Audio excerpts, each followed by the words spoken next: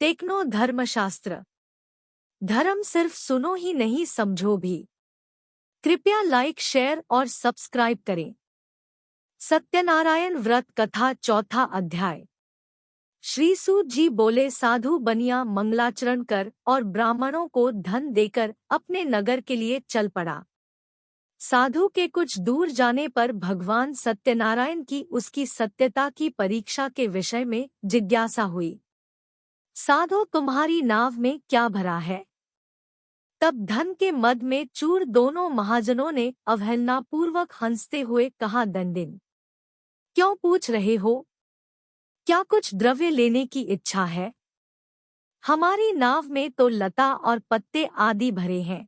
ऐसी निष्ठुर वाणी सुनकर तुम्हारी बात सच हो जाए, ऐसा कहकर दंडी सन्यासी को रूप धारण किए हुए भगवान कुछ दूर जाकर समुद्र के समीप बैठ गए।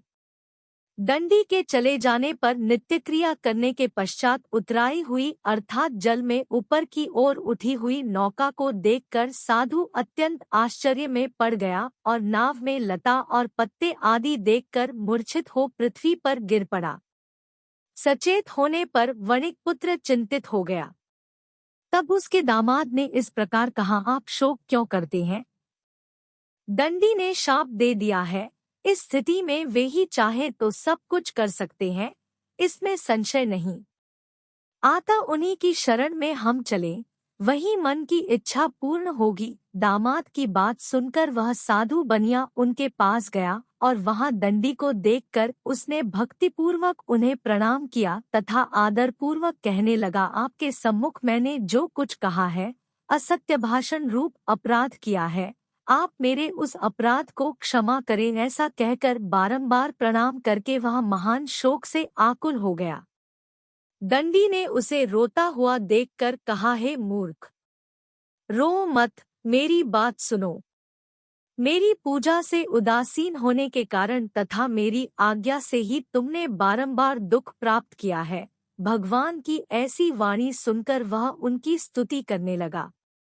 साधु ने कहा, हे प्रभु, यह आश्चर्य की बात है कि आपकी माया से मोहित होने के कारण ब्रह्मा आदि देवता भी आपके गुणों और रूपों को यथावत रूप से नहीं जान पाते, फिर मैं मूर्ख आपकी माया से मोहित होने के कारण कैसे जान सकता हूँ? आप प्रसन्न हो, मैं अपनी धन संपत्ति के अनुसार आपकी पूजा करूँगा। मैं आपकी शरण में आया हूँ। मेरा जो नौका में स्थित पूरा धन था, उसकी तथा मेरी रक्षा करे। उस बनिया की भक्तियुक्त वाणी सुनकर भगवान जनार्दन संतुष्ट हो गए। भगवान हरि उसे अभीष्ट वर प्रदान करके वहीं अंतर्धान हो गए।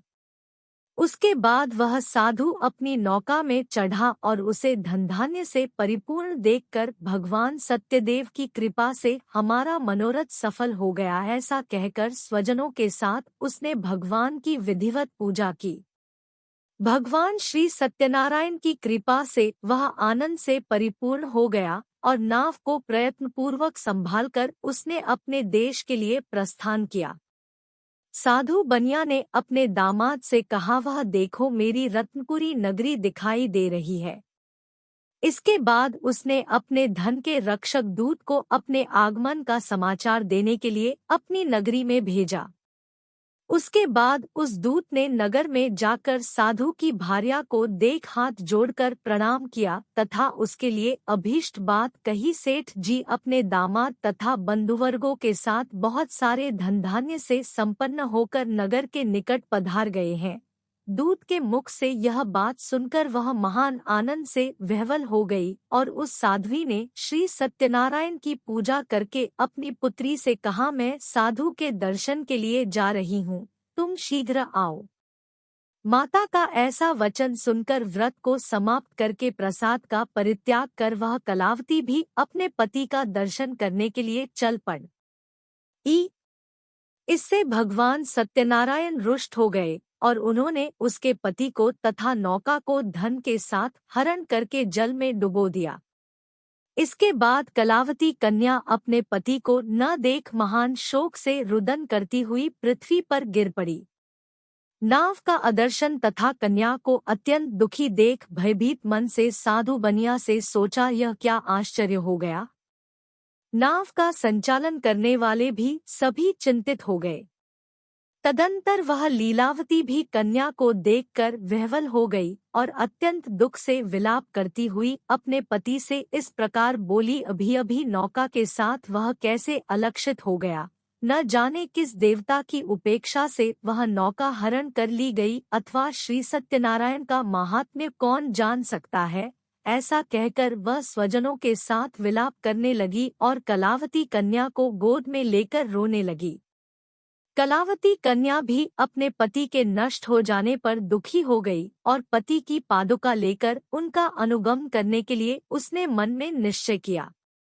कन्या के इस प्रकार के आचरण को देख भार्यासहित वह धर्मज्ञ साधु बनिया अत्यंत शोक संतप्त हो गया और सोचने लगाया, तो भगवान सत्यनारायण ने यह अपहरण किया है, अथवा हम सभी भगवान सत्यदेव की माया से मोहित हो गए हैं। अपनी धन शक्ति के अनुसार मैं भगवान श्री सत्यनारायण की पूजा करूंगा। सभी को बुलाकर इस प्रकार कहकर उसने अपने मन की इच्छा प्रकट की और बारंबार भगवान सत्यदेव को दंडवत प्रणाम किया। इससे दीनों के परिपालक भगवान सत्यदेव प्रसन्न हो गए। भक्तवत्सल भगवान ने कृपापूर्वक कहा, तुम्हारी कन्या प्रसाद छोड़कर अपने पति को देखने चली आई है। निश्चय ही इसी कारण उसका पति अदृश्य हो गया है। यदि घर जाकर प्रसाद ग्रहण करके वह पुनः आए तो हे साधु बनिया, तुम्हारी पुत्री पति को प्राप्त करेगी, इसमें संशय नहीं। कन्या कलावती भी आकाशमंडल से ऐसी वाणी सुनकर शीघ्र ही घर गई और उसने प्रसाद ग्रहण किया। पुनः आकर स्वजनों तथा अपने पति को देखा।